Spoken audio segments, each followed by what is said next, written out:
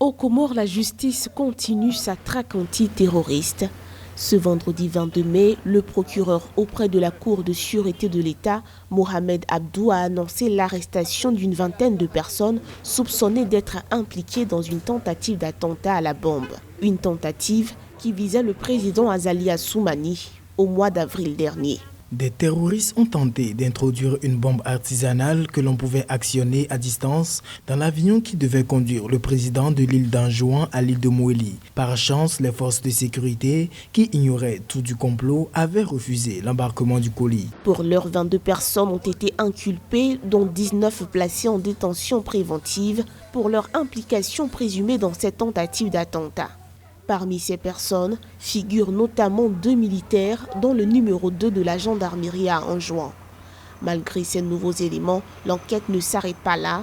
Le procureur Mohamed Abdou a également indiqué que d'autres personnes sont activement recherchées à l'intérieur comme à l'étranger. Il faut dire quand même que le président Azali Assoumani est en train de gérer la crise post-électorale par rapport à l'élection du 24 mars 2019. Cette élection n'a pas été digérée par une partie de la population, notamment les militants de son challenger, le général Swahili, ce qui fait qu'aujourd'hui, on se retrouve dans un pays qui est quasiment divisé. Les Anjouanais sont souvent très contestataires. Et cette crise post-électorale étant mal gérée, on arrive aujourd'hui à des situations politiques qui sont assez tendues. Pour rappel, le chef de l'État comorien Azali Assoumani avait déjà échappé à une tentative d'assassinat sur l'île d'Anjouan en 2019, alors qu'il était en pleine campagne pour l'élection présidentielle.